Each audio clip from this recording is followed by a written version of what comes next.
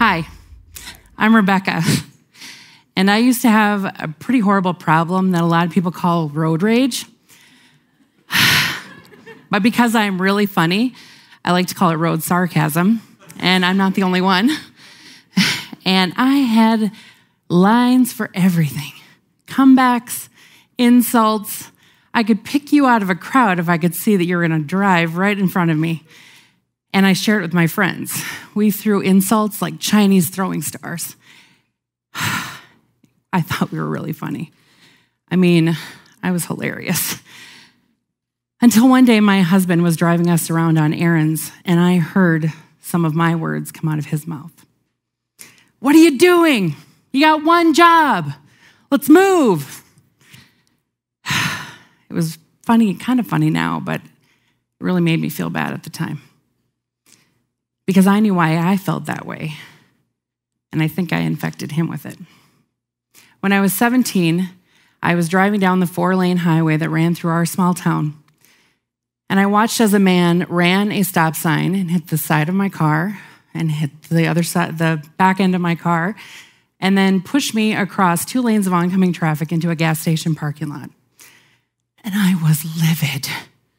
I was so offended. I was so angry. I had lots of questions. Who do you think you are? Where did you get your driver's license? Why do you still have it? I was very, very upset. This moment was my spilled milk. I couldn't change the event, but I could change the way I felt about it, and I hadn't. Instead, I had splattered my spilled milk all over my friends and my husband.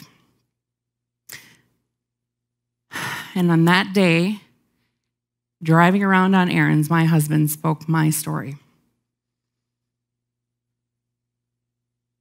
Part of what you feel about the things in your life is actually based on someone else's story. Sit with that a minute. And when you repeat their story, you repeat the words that they say, that becomes part of your story. Like when an artist says, you have to have great pain in order to create great art. Or when you hear that you have to hustle and grind and sacrifice yourself to be successful or make an impact in the world, that's stored in your subconscious mind, and you start to believe it. Some of our beliefs come from our own experiences, but many of them come from the experiences of people around us. People we love, people we respect, people we compete with, people we're jealous of. And we get bits of their experiences through everything they tell us. Everything is stored in our subconscious mind. And what rolls around in our mind with the most power and the most volume are the words of those people that we love and respect. Those people we see as successful. Those people we see as experts or as a leader. Now think about all the ways in your life that you are a leader. You're a leader in your marriage or your partnership.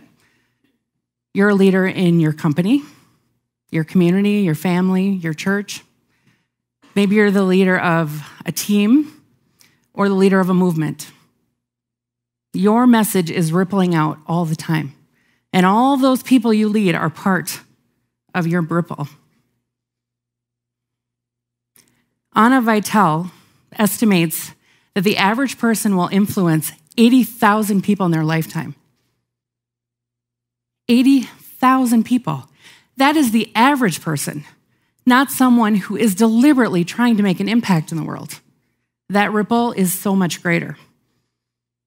And your message is rippling out all the time in everything that you say, in words said in jest, words said in anger. Remember that insult that you wish you could take back? It's already stored. The emotion doesn't matter. We think people will not hold on to stuff or they'll just let it go because we were joking or, we were just kidding. But it's too late. It's already stored. And as a leader, you are making a powerful impact with your words. Remember, your words are a result of your beliefs, and your beliefs are the result of everything that you think and feel about your past experiences. Years and years of joys, as well as years and years of traumas. I am a hypnotist and a mindset coach, and I help people neutralize and find resolution for their past traumatic experiences so that they can operate from a place of love, self-worth, confidence, and joy. What many people don't understand is that a trauma could be a big newsworthy event, or it could be dozens or hundreds of tiny little moments that shift us.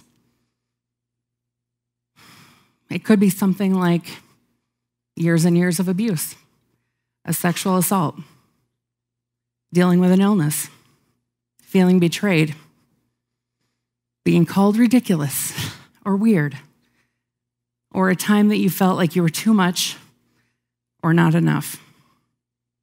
And these big and small moments accumulate, and this is your spilled milk. And you'll naturally downplay the traumas because you want to be strong. You don't want to be seen as a victim. And you'll push it off, thinking that it's healed because you don't let yourself think about it. Or you'll push it off and think it's healed because you avoid the things that trigger you. But every one of you has a turning point in your life where things shifted just a little bit. And you develop beliefs about yourself, about the world, and the way the world works based on that moment. Beliefs like life is hard, love doesn't last, or I'm not enough. And those moments come out in sneaky ways, like when you're angrily weaving through traffic, or when you're going through your day and you're feeling weighed down with anger and anxiety, and you think that's how it is for everyone, and so you suffer. Or when you're trying to juggle all your responsibilities, someone throws you a curveball, and you feel like you're going to blow up. And when your friends and the people you lead see how you react and hear what you say, those things are stored, and they take those on as part of their beliefs, even without thinking about it.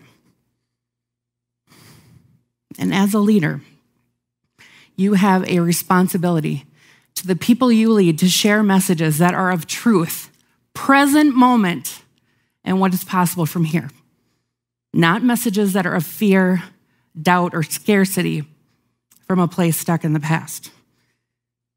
You can't control what people learn, but you can control what they learn from you. Leaders are humans too. And as a human, you likely have something that you're working on that nobody knows about. Maybe you have things that you're getting up the courage to work on. Maybe there are things you didn't even know you could heal till right now. Sometimes when I talk about fear, people will say, well, I'm not afraid of anything. But the fear of not being enough will show itself as criticism, perfectionism, procrastination. It'll cause us to feel burned out, running on empty, under pressure all the time. Sometimes it will tell us it's motivation, and that if we just work harder and push more, then we'll finally be enough and we'll feel better.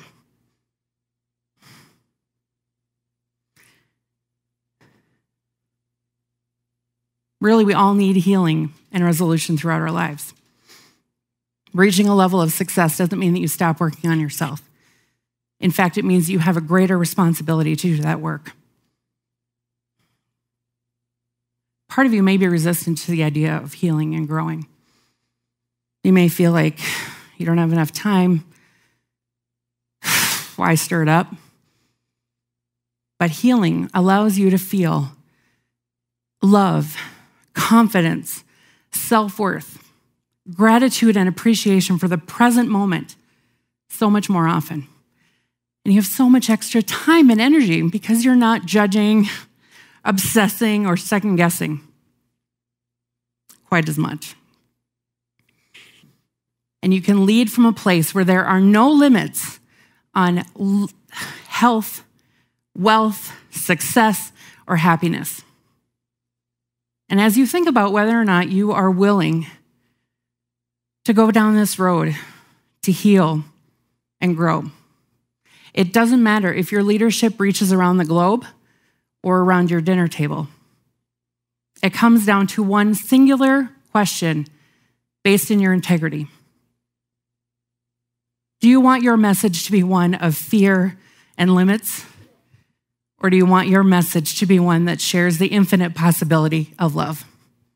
Thank you.